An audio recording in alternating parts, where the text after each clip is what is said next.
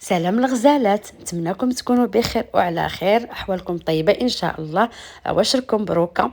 اول حاجه كنعتذر على هذه الغيبه ديال 4 شهور، ما سبقليش وغبرت هذه الغيبه كامله، لكن ما عندي ما ندير، للضروره احكام. ظروف ديال الحياه، ظروف ديال الخدمه، ما عندنا ما نديرو. المهم رجعت لكم فيديو اللي غادي تستافدوا منه ان شاء الله. طريقه السحب، بزاف الناس كيخافوا من طريقه السحب. طريقه راها سهله، لكن غير كتحتاج انه شويه ديال التركيز. سهله، تقدري تسحبي في اللون ديال الشعر غير في الدار، سواء كان عندك الاسود او كان عندك الاكاجو او كانت عندك الحنه.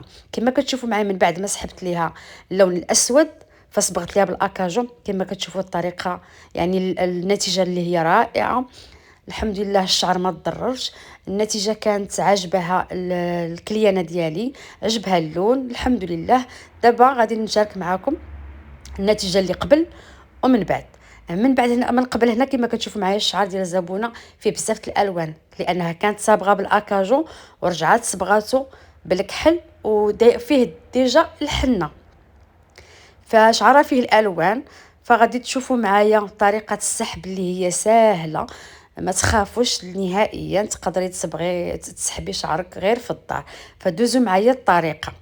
طريقه السحب غتاخذوا بودره اللي تكون بودره ديال ليميش، يعني تكون بيضه ما تكونش زرقاء. غناخذوا 2 مغارف كيف ما كتشوفوا معايا، لان الكليانه شعرها تبارك الله طويل وقوي. غناخذ 2 مغرفات ديال بودره بيضاء، غنزيد عليها لوكسيدون اللي هو 30 تقريبا 3 المغارف كما كتشوفوا معايا. غنحركو مزيان مزيان، ومن بعد غادي نزيد عليه الماسك او لا اي ماسك عندكم نتوما متوفر. علاش كنديروا الماسك؟ لانه كيحافظ لينا على الزغبه باش ما تضررش، ما يوقع ليها حتى شي حاجه.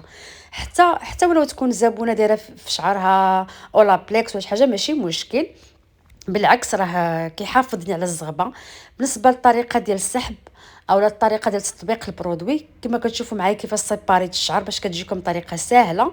غنخليو واحد 2 سنتيم ديال الجذور لانهم طالعين طبيعيين، غنخليوهم غنصبغوا الاسفل ديال الشعر بالبرودوي. كما كتشوفوا معايا كنطبق الخلطه ديال البرودوي، كنطبقها على الشعر وكنخلط بيدي مزيان باش كيدخل البرودوي في الشعر مزيان. غادي نطبقوا على الشعر كامل. من بعد غادي ندوزو نطبقوا الجذور، لكن الجذور والطريقه ديال الخلطه ماشي بحال الاول. يعني غادي ناخذوا غير مغرفه واحده ديال البودره بيضاء وحده، وغادي نخلط عليها الاكسيدون 20. في الاول درنا 30، من بعد غنديرو غير 20 باش ما يتهرسوش ديك لي غاسين ويتقردوا لينا. سمعتوني؟ صافي غادي نخلط وبيهم غنطبق الجذور ديال الشعر. واضح؟ نتمنى تكون فهمتوني مزيان.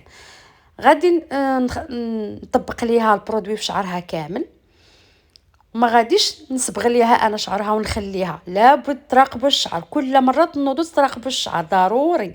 كما كتشوفوا هنا معايا من بعد ما دازت نص ساعه، شوفوا معايا الشعر راه يعني كافي، يعني ما نزيدوهش اكثر. شوفوا الشعر كما كتشوفوا النزله، الزغبه نازله ما وقع ليها حتى حاجه الحمد لله. دابا غادي نصبغ ليها اللون اللي باغا، هي بغات الاكاجو. بالنسبه للرقم ديال الصباغه اللي غيسقسيني عليها، درت 6.66، خلطتها مع لوكسيدون 20، خلطتهم مزيان. طريقه التطبيق دائما من التحت، علاش؟ لان لي غاسين اولا الجذور كتكون ديك البلاصه سخونه دغيا كتخرج فيها الصباغه. فنبداو من الاسفل، من بعد ما نطبقوها على الشعر كامل عاد ندوزو للجذور. طريقه الصباغه دائما كنطبقوا وكنمشطوا الشعر وكندخلوا الصباغه في الشعر مزيان. غنخليوها مده ديال 45 دقيقه، ومن بعد غنغسلوا الشعر عادي كما كتشوفوا معايا. طريقه اللي سهله، وهذه هي النتيجه كما كتشوفوا معايا. الحمد لله النتيجه كانت رائعه، الحمد لله الشعر ديالها ما تضرر ما حتى حاجه. النتيجه عجبتها بزاف، وهذا هو الاهم. اننا واخا هو الانسان كيدير مجهود وكيتعب، فلازم ملي كتكون النتيجه زوينه وكتعجبها فهذاك هو الافضل عندي.